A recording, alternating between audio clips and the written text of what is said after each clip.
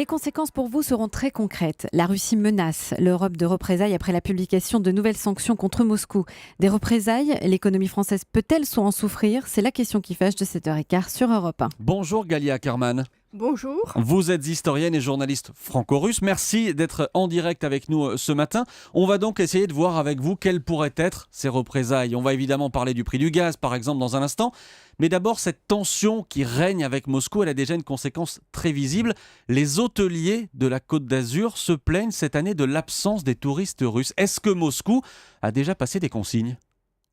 Moscou a passé des consignes depuis un moment déjà parce qu'il y a plusieurs catégories d'employés d'État, de fonctionnaires, qui sont tout simplement interdits de séjour, plus exactement à qui formellement il est interdit de séjourner à l'étranger. Il s'agit de tous les fonctionnaires du ministère de l'Intérieur, y compris le simple policier de quartier, y compris des médecins qui travaillent dans une clinique du ministère de l'Intérieur, etc. Ensuite, il y a le parquet, ensuite, il y a tout le système pénitentiaire. Ensuite, et tous ces gens-là n'ont plus le droit de voyager, par exemple, en France ? Oui, bien sûr. Ensuite, il y a tout le complexe militaro-industriel. C'est encore les gens qui détiennent des postes sensibles. Et généralement parlant, le ministère des Affaires étrangères ne recommande pas aux citoyens russes de se rendre à l'étranger, là où il existe par exemple des accords d'extradition. Ah oui. Et donc, ça fait 108 pays. Et maintenant, il y a en plus un élan de patriotisme, ce qui veut dire qu'il y a beaucoup de gens qui sont incités à aller plutôt en Crimée que sur la Côte d'Azur. Alors si on reste du côté de la Côte d'Azur, il pourrait y avoir aussi une autre conséquence. Vous vous dites, une ville, un pays comme Monaco pourrait voir disparaître une bonne partie de ses riches habitants russes ? C'est même certain parce qu'il est interdit maintenant aux fonctionnaires russes d'avoir des comptes à l'étranger, parce qu'il y a justement le danger du gel des comptes, et on voit que ça concerne quelques proches de Poutine pour l'instant, mais ça peut s'étendre. Et ensuite, on demande de déclarer si on a l'immobilier à l'étranger, et je pense que bientôt, ce sera fortement recommandé de ne pas avoir d'immobilier. Et ça, ce sont des conséquences pratiques probablement plus lourdes que les conséquences de ces sanctions à venir. Alors on va en parler. Je le disais, il y a une mesure de rétorsion que Moscou a déjà mise sur la table dès hier, c'est le prix du gaz. Les Russes disent « D'accord, vous nous sanctionnez, eh bien nous, on a le pouvoir de faire grimper votre facture de gaz ». Est-ce que c'est une menace en l'air ou est-ce que Moscou peut le faire ?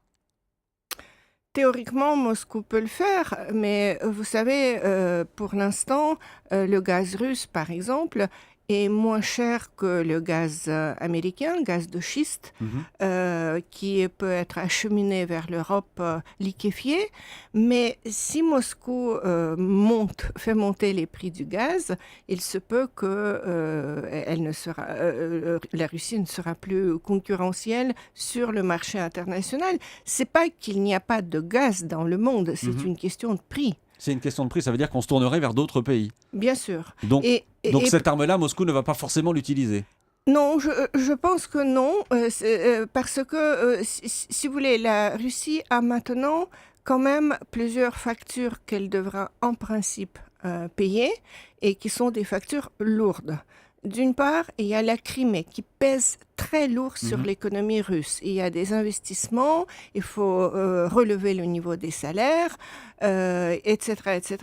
Ils veulent investir dans les infrastructures.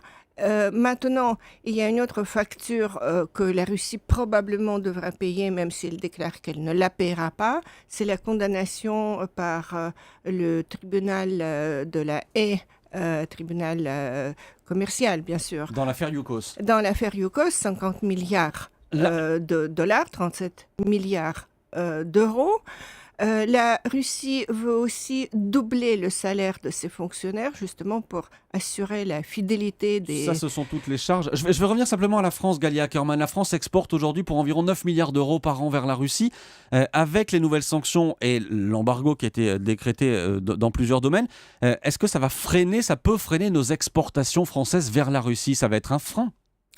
Bien entendu, ça peut freiner, ça me paraît même évident, mais encore une fois, la facture sera peut-être moins lourde que l'ensemble des conséquences de cette aggravation dans les relations entre l'Europe en général, entre l'Occident et la Russie. Et il faut quand même se dire encore une chose, on ne sait pas où cette aggravation va nous mener. Alors justement, est-ce que par exemple, on peut imaginer, quand on sait que Vladimir Poutine est capable de pousser très loin le rapport de force, est-ce qu'on peut imaginer qu'il décrète, par exemple, un boycott de certains produits européens ou de produits français, par exemple? Est-ce que c'est déjà arrivé, ça? Non, cela n'est jamais arrivé, mais par exemple, à la Douma, il y a eu hier une nouvelle initiative. Vous savez, les députés de la Douma font de la compétition pour trouver encore comment coincer l'Europe et l'Occident. Et donc, la nouvelle proposition, c'est de ne plus acheter des produits étrangers par des municipalités, enfin, qu'il n'y ait pas de commande d'État ou commande par des municipalités de produits étrangers. C'est un début de boycott. C'est un début de boycott, oui. Et ça pourrait aussi peser. Évidemment, on peut parler aussi de l'armement avec le contrat Mistral qui sera logiquement honoré. En tout cas, le premier bateau sera bien livré à la Russie. Mais peut-être qu'il n'y aura plus, en tout cas, visiblement, c'est ce qui se dit après les nouvelles sanctions, il n'y aura plus de commerce d'armes avec la Russie, par exemple. Ça peut aussi peser sur notre économie à nous. Bien entendu, mais c'est n'importe quel boycott qui fait ça. Je pense que l'Europe a aussi perdu dans les sanctions contre l'Iran. Elle a aussi perdu du fait de l'embargo imposé par les États-Unis contre Cuba. Vous savez très bien que notre banque BNP a été lourdement condamnée. Sanctionnée aux États-Unis. Voilà. Donc, les sanctions ont toujours un coût. Le problème n'est pas là. Le problème, c'est de savoir est-ce que ces sanctions vont modérer les ambitions de Vladimir Poutine ou au contraire le pousser vers la fuite en avant. Eh bien, on suivra ça. Merci beaucoup, Galia Ackerman, journaliste franco-russe. Merci d'être venue en direct ce matin sur Europe 1. Merci à vous, bonne journée.